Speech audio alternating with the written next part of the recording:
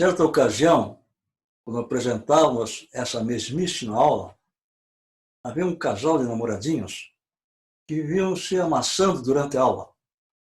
A mocinha era muito simpática, muito esperta, só que ela ficava, ao invés de estar prestando atenção na aula, ela ficava chupando o cara, não sei se quer sair com marca no pescoço, não? Ficava lá, trocando seus amassinhos, seus beijos, durante o transcurso da aula. É uma coisa que eles faziam.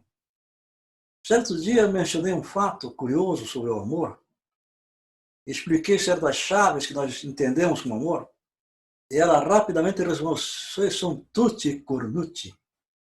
Me chamou de corno em plena sala de aula. O que será que ela quis dizer com isso? Por que será que queremos colocar essa acusação falando bom italiano? O que estamos apresentando nessa sequência de aulas é a tentativa de passar a ideia que nós somos um campo energético. Nós somos energia. Tudo que funciona no universo tem energia. Sem energia não funciona nada. Então, nós somos energéticos totalmente. Nós somos não apenas energia, somos matéria. Estou me vendo essa fachada aqui, cada um está assistindo aí, é a matéria física. Então, a matéria e a energia. E tem outro ponto que é a consciência. Falar de matéria, falar de energia não é complicado. Até dá para se entender com uma certa relativa facilidade. Mas falar sobre exatamente consciência é outro ponto. Nós abordaremos, ao longo de nossas aulas, como mexer nessa força interna que é a mais poderosa de todas, que é a nossa consciência, fragmento do nosso ser interno, do nosso ser interior profundo. Então, a consciência é o ponto crucial que vamos trabalhar. Mas aqui o nosso assunto é matéria e energia especialmente. Então, a energia que flui em nossos 5 centros, nosso pensamento, nosso movimento, nossa emoção, nosso instinto e nosso sexo. Para isso funcionar, é necessário que haja energia. Abordamos isso na aula passada, falando do centro intelectual. Vimos o batalhar que existe no centro intelectual, ali, clara e nitidamente, discutimos os desvandos da mente, o descontrole da mente, o batalhar de raciocínio que ocorre no centro intelectual. Nas aulas subsequentes, vamos tratar hoje dos centros chamados emocional, instintivo e sexual.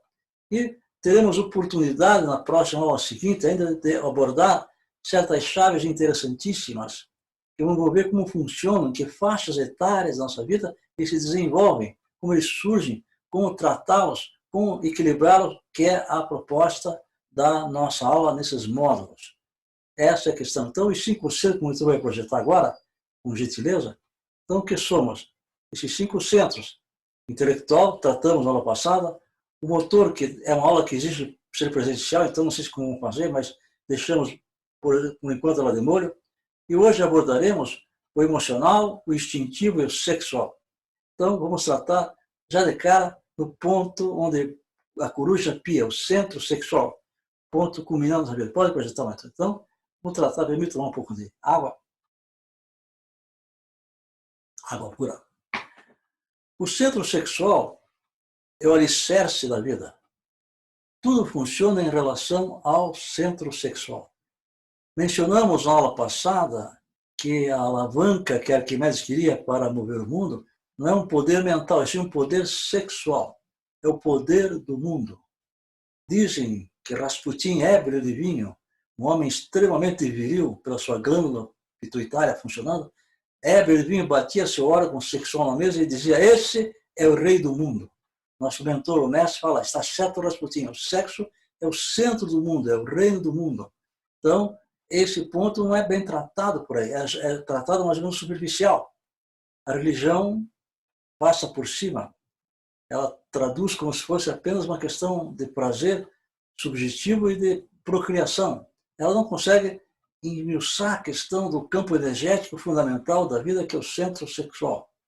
A ciência aborda superficialmente as relações sexuais, a reprodução, mas não consegue tratar do psiquismo. Talvez um estudioso interessante que abordou uma relativa propriedade a isso foi Freud. Freud, embora não tenha sido um iniciado, ele era um homem inteligentíssimo e percebeu que os desmandos humanos e os controles estão no centro sexual. Então, tudo na vida funciona em função da nossa sexualidade. Ou se somos mal ou bem sucedidos sexualmente, afeta nosso comportamento, afeta a nossa psique, afeta a nossa relação humana. Então, é o ponto crucial da vida. E, na verdade, pouquíssima gente se debruça sobre isso. A religião simplesmente ignora. A ciência fala por alto, deve ter livros sobre sexologia, livros, autores, mas eles falam, escrevem e dizem muito e não dizem nada. Escrevem muito, dizem pouco. Não tem um assunto abordando diretamente. Nós vamos numa conferência de um sexólogo, mas com certeza ficaremos decepcionados porque ele vai ser para lá de raso, porque eles não têm profundidade nessa questão.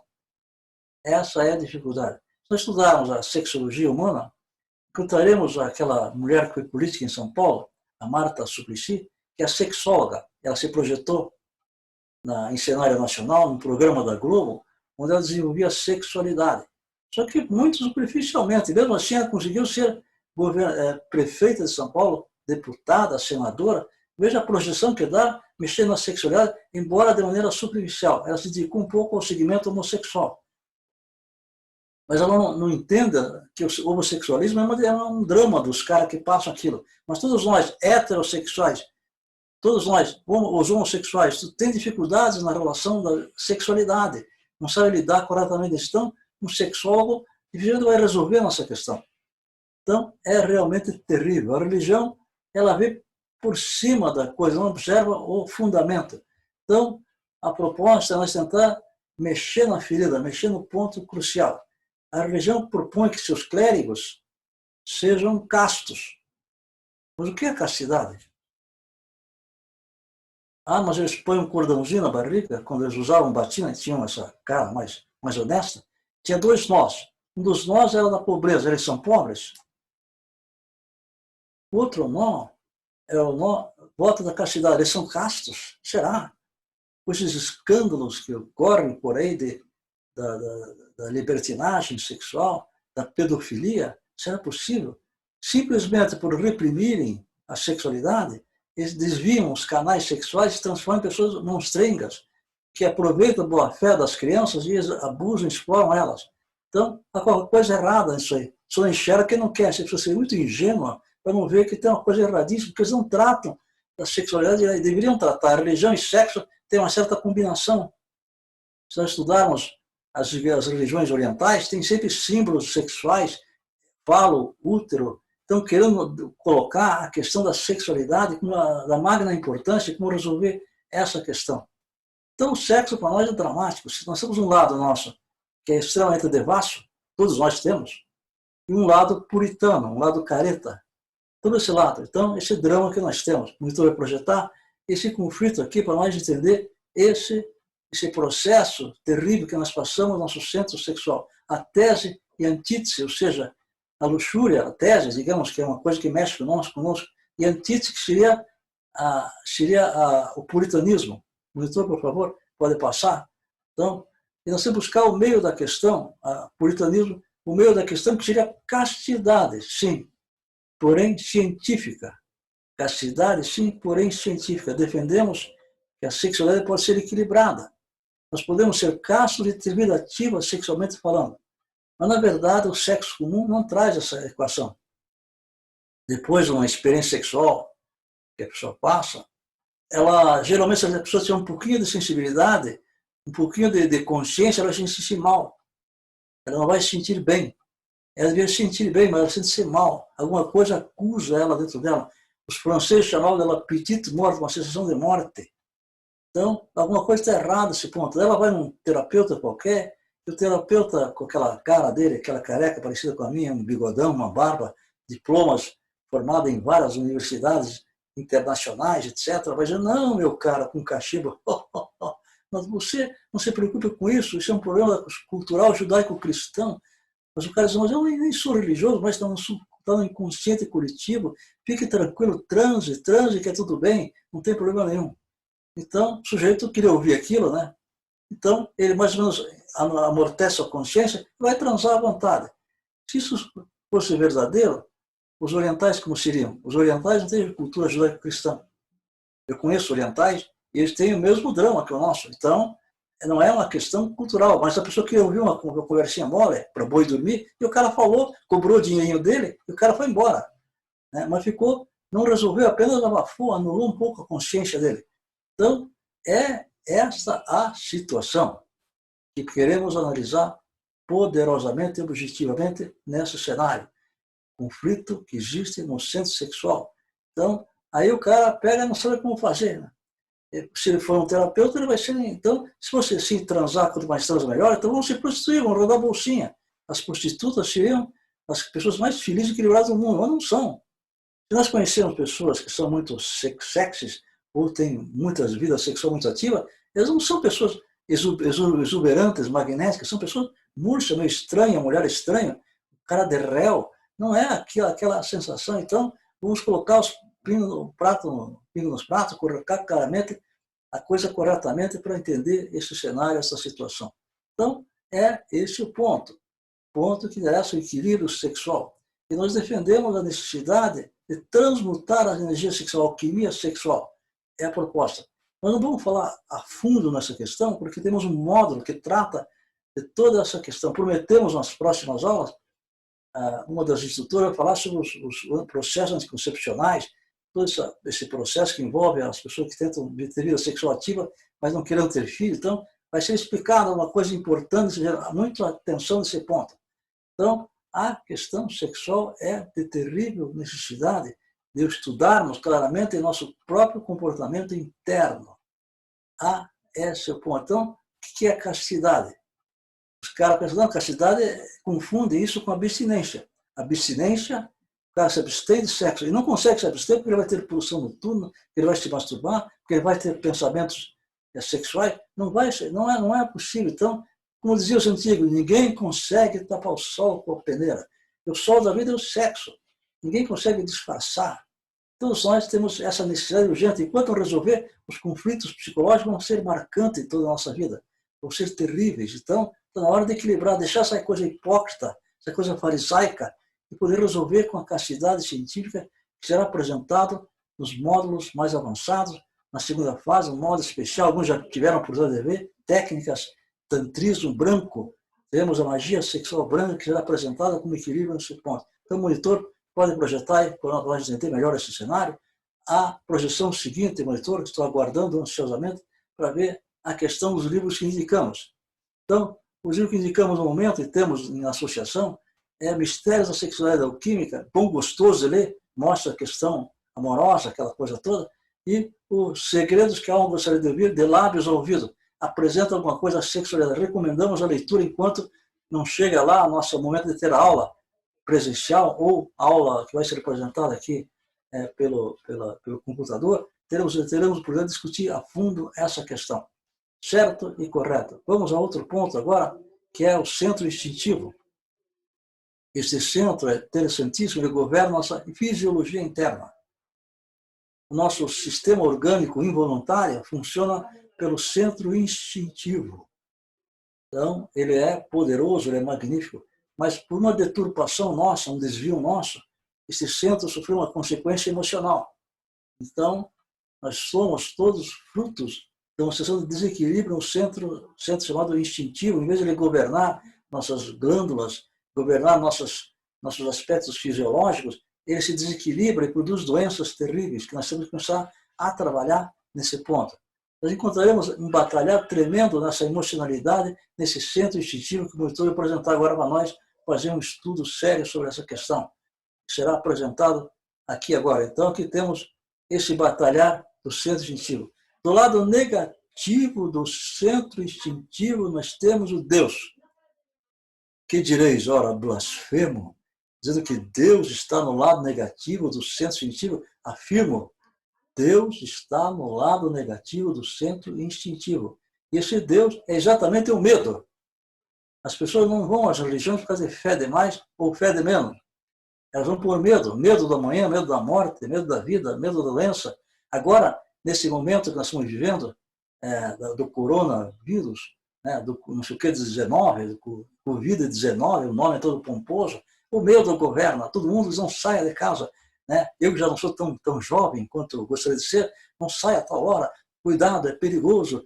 Então, as pessoas tentam induzir a humanidade como gado, como manada, pelo medo, sem inteligência nenhuma, sem explicar. Há diversas correntes mentais, correntes que discutem essa questão e dão uma conclusão. O sujeito fala bem agora de uma coisa que tem que ser feita, uma restrição social, ficar fechado, aí outro vai contra, não sei o que lá, outro fala que não tem uma vacina, outro fala que tem vacina. Então, o medo, está todo mundo com cara de medo nas ruas. O medo governa o mundo, o medo, além de ser, é o Deus que está governando o mundo. Então, não é fé de mais nem fé de menos, é puro medo. As catedrais não estão cheias porque não deixam entrar agora, mas logo terminar, vamos agradecer lá, vamos acender velhinha, vamos acender não sei o quê, o cara que vende vela vai gostar da história. Então, é o medo que governa o mundo. Do outro lado, nós temos a coragem suicida. A coragem suicida é temeridade. Também, hoje em dia, é fácil, quem sai das ruas, como eu saio, né? Pode me acusar de qualquer coisa, sai nas ruas, há uns carros andando que nem louco por aí. Aquelas motos dos entregadores de comida, uma velocidade tremenda, quase atropelam. Então, há toda essa coragem suicida. Então, há uma coisa louca, um delírio, uma busca de uma adrenalina, até tem competições esportivas que mexem com a adrenalina. O medo ficou uma certa... mexe com certos processos psicológicos, o neurológico, o cara sente um barato com aquilo. Então procura atuar de maneira louca. Se ele cuidasse do barato da vida dele, no traseiro dele, tudo bem, mas ele mexe para outras pessoas, pode causar um acidente enorme, pode causar confusões tremendas. Então, o medo e a temeridade são um conflito terrível que está acontecendo entre nós. Isso mexe muito com pessoas que são marginais, pessoas que são ladrões, assassinos. Eles matam por instinto. As guerras são por instinto de medo, medo ou temeridade. O cara, no meio de uma guerra, ele fica apavorado. Na nossa vida pessoal, nós somos militares, e adquirimos uma certa doença, não é essa aí, na época não tinha essas doenças, não era parecido. Ficamos no hospital militar aqui no alto da Vicente Machado, caímos na enfermaria dos expedicionários de guerra. E à noite, nós íamos tentar dormir, aquele barulho, os sons, os caras dizendo que o avião estava chegando, os caras, o Neuróticos de Guerra, você já conheceu alguns, eles são muito especiais nessas suas traumas, essa coisa toda. Então, daí notei no dia que começava a me alimentar, a comida estranha, um gosto estranho na comida, um gosto meio de remédio. Aí, quando eu percebi, das 24 horas, 20 horas passava dormindo lá, todo mundo dormia, né? Então, a gente ficava chapado lá. Então, a vida de guerra, a vida militar é com chapação. Ninguém vai à guerra com um herói, vai, enche a comida de droga. A guerra do Vietnã foi ganha pelo general Macunha, o general Cativa. Então, ali, os pessoais se encheram de maconha para suportar, e deu no que deu. Outras guerras, Napoleão perde a guerra por causa do general Piolho, porque os franceses não gostavam de banho, ficaram na neve, com o cabelo tudo sem lavar. Os alemães, todos limpinhos, né? Na guerra eles não sabiam que não tem sanitário químico, banheiro químico agora. Então eles tinham que fazer na mata. Então, na Sibéria, aliás, a Rússia não é bem a Sibéria, mas vem para cá, mas mesmo assim, 30, 40 graus abaixo de zero, aqueles traseiros alemães ficam adoeciam. Os russos, sabendo, faziam as calças, ficavam aquecidos. Depois, em um lugar fechado, se higienizavam. Então, a guerra, o Hitler fala que a guerra ganha pelo general inverno, não foi o general inverno, foi o general instinto, o general medo, o descontrole, a ignorância de causa. Então, o medo governa. Quem teve a casa assaltada já percebe claramente que os ladrões, além de levar os objetos, deixarem uma bagunça enorme, encontram-se dejetos, eles defecam no lugar. Eu conheci um sujeito que era técnico de crime, que ele dizia, com um cachimbinho assim, dizia, isso é superstição desses caras, por isso faz isso. Não é superstição, não. Quem tem medo, solta o intestino mesmo. Então, a prova cabal desse centro que mexe com medo, atuando no nosso centro sensitivo, ou a temeridade no coragem suicida, procurando outra adrenalina. Então, a proposta é o meio da questão, que é a prudência. Não falamos de prudência, como você vai apresentar agora, ele é prudente mesmo, vai apresentar a prudência. Então, vai mostrar que a prudência não é nem se jogar em cima do perigo, nem ficar com aquela reserva enorme, saber equilibrar, saber ter o sangue frio, equilibrar a situação. Isso requer autoconhecimento de tipo de energia essencial na vida. Vamos agora abordar outro centro, que é o emocional. Vejamos como funcionam as emoções. Emoções. como são nossas emoções. Agora, nessa situação de perigo, suposto perigo, as emoções mexem o centro instintivo. Eu garanto que eu indo muito mais vezes no banheiro agora do que antes, que solta o intestino, mas também prende o intestino. Tem ocasiões que prende, a emoção pode prender, pode soltar. Né? Então, é uma situação um pouco escatológica, mas é uma realidade. Nós temos que buscar a realidade para demonstrar os fatos.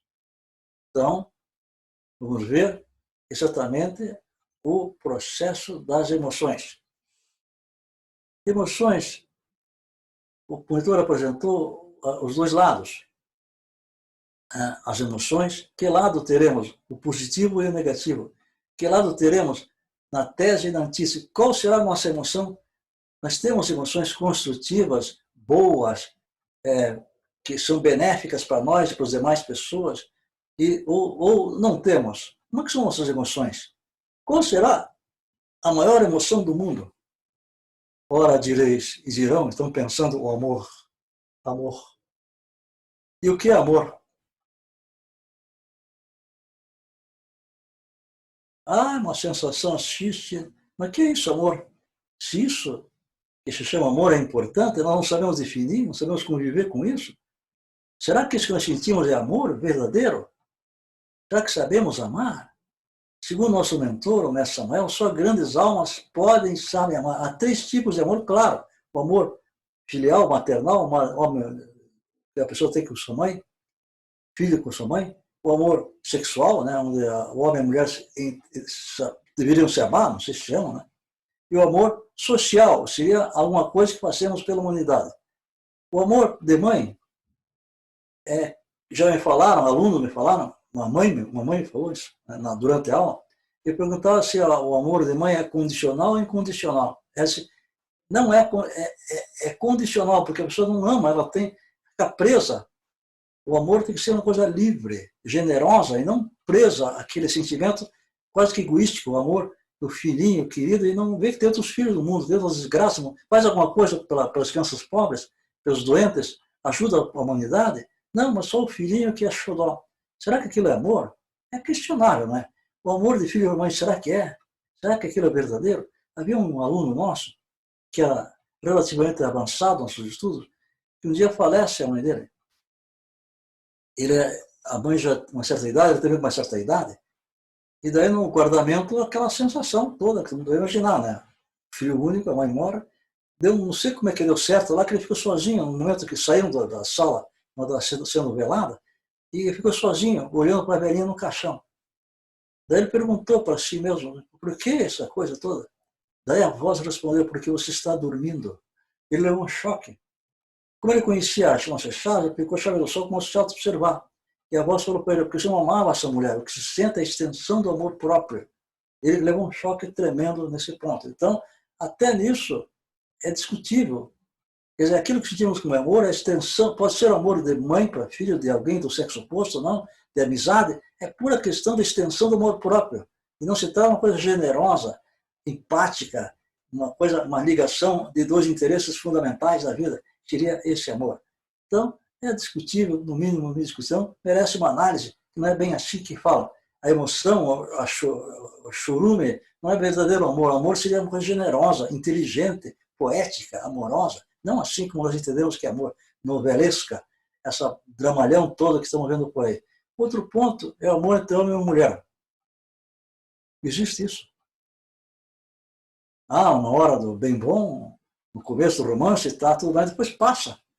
E satisfez a luxúria, aquilo tende a murchar. Então, fez uma coisa crítica nesse ponto. Então, está na hora de acordar para essa realidade. Certa ocasião, voltando a falar a nossa amiga italianinha, recebendo essa aula, ela falou, falei que nós tínhamos que trabalhar de outra maneira. Seria o seguinte, o sujeito tem alguém do sexo oposto que é casado, e daí ele sai, e volta mais cedo do que o previsível. Encontra a pessoa que ele supostamente ama com uma terceira. Não era intimidade. Fazer o quê? Enlouquecer? Dar soco? Encher a cara? Dar tiro? Não, no nosso caso, ele tem que tirar o sapato e sair devagar, de costas, e não perturbá-los, sair com tranquilidade e não incomodá-los. E aí, pegar o banquinho zen, sentar, ou onde ele medita, uma cadeira, ou a cama, ou o sofá, ele medita, vai perguntar o que é que eu fiz errado. Não, mas quem errou foi ela. Não, com o adultério, os dois erraram, os dois erram. Então, ele vai dizer que veio o erro dele, não do outro. E aí vai passar um período, vai deixar a poeira baixar um pouco, né? Daí ele vai ver que ele era culpado também, por alguma coisa ele agiu errado, daí vai procurar a pessoa que supostamente ele amava e vai fazer tudo e mais um pouco para que ela seja feliz com a outra pessoa. Amava, ela está sendo feliz, tem que ser feliz com a felicidade dela. Então, nesse ponto, a nossa amiga italianinha, que não vi mais, não apareceu mais aí, fala assim, vocês são tutti cornuti. Aí me lembrava uma frase do meu pai que dizia sempre assim, Io mio, se tutti italiani cornuti foste lampione, Dio mio, che illuminazione. Precisa traduzir isso aí? Vocês entenderam? Se tutti italiani cornuti foste lampione, Dio mio, che illuminazione. Se todo corno italiano fosse lampião, meu Deus, quanta iluminação. Então, é essa a situação. Quero esclarecer que a mocinha estava enganada, que nós, quando há adultério, nós recomendamos que se separem. Terminou a relação. Houve adultério, quebra um ponto magnético do casal. Ele de quebrar, também nunca mais vai ser o mesmo clima. Por causa dos filhos. Os filhos percebem, os filhos são mais inteligentes do que imagina. A hipocrisia do casal, eles fingem que estão tudo bem, não estão tudo bem. Não. Houve adultério, separem-se, ajudem, um ajuda o outro, mas sem estar na vida conjugal. Se encontrar outro parceiro, felicidades, ajuda e tal, é uma coisa mais generosa, é amor acima de qualquer suposto desejo egoístico. O amor não é amor, é amor tandela isso aí. Então, é essa situação da mocinha que se reagiu naquela oportunidade. Então, esse cenário envolve. Teremos a apresentação, no próximo aula desse módulo, alguma coisa relacionada como trabalhar corretamente nossas emoções. Prometo, não sou candidato a suceder o Bolsonaro, nem o Greca, nem outro qualquer candidato, nem o Moro. Simplesmente tem minha função aqui na associação com os instrutores, mas prometo, pode me cobrar, na aula próxima que eu ministrarei, darei uma chave paquidérmica de resolver e acalmar nossas emoções. Diziam os orientais, as emoções são péssimas conselheiras. Qualquer um de nós já deve ter passado por um processo emocional e aí sofreu consequências amargas depois. Puxa, se estivesse com a cabeça fria, puxa, se estivesse mais sereno, mas tudo passa. E no calor das emoções comete barbáries, assassinatos, crimes, perjúrios, desequilíbrio-se totalmente, entra uma areia movediça. Então, recomendo que assistam a nossa próxima aula. Vai falar dos centros, as suas correspondências, como eles vão se formando, as origens, como é que ele vai atuando na nossa vida, e também acrescentaremos com essa chave paquidérmica. Veremos lá, gente. Venham assistir a próxima aula que daremos essa resposta. Continuo insistindo que venham lá sábado, estejam nos visitando, é uma honra. Toma um cafezinho, chá, leva um livro, se não já tem, compra um outro, dá um presente para um amigo, começa a praticar o terceiro fator. E, com certeza, as próximas aulas que a Márcia está dando, que a Rosa está dando, serão apresentadas, as práticas estão sendo ministradas aqui para todos nós. Então, gente, estamos lá, hein? Vamos trabalhar nas emoções para ter uma emoção superior. Emoção superior é um Beethoven, quando compõe Sonata ao Ar. É exatamente um Wagner, quando compõe aquela famosa, as famosas histórias, é o amor de um Wagner, é o amor correto de um Beethoven, é o amor correto de Mozart. Então, o amor elevado, um artista que passa a ideia do amor correto, o sacrifício, outro tipo de amor que eu não citei, é o amor pela humanidade. A humanidade não precisa de dinheiro. Por questão simbólica, esses caras pegam na rua, dão um trocadinho, mas não é isso. Alguém está com fome, está com comida, dá para o cara. Está com roupa demais, pode servir o cara lá. Na verdade, isso não é amor. Isso é uma obrigação mínima. O amor consciente é passar alguma coisa para a pessoa que ela possa transcender a vida vulgar. Ela possa encontrar seu real ser, seu Deus interior profundo. Só tem canais específicos, o canal deles é meditação. Meditação estratégica, saber o que nos faz infelizes. Então, meditando, eu vou descobrir minhas infelicidades, meus dramas, e vou tentar resolvê-los de maneira interna. segundo ponto é a magia sexual, o arcano, que resolve, passando essa mensagem, as pessoas se equilibram sexualmente e muda completamente o panorama. O terceiro ponto é justamente ajudá-los nas suas doenças. As doenças são kármicas ou dármicas, ou são necessárias fazer certos conhecimentos para trabalhar, equilibrar nosso prato da justiça cósmica, que são aulas apresentadas em outras fases.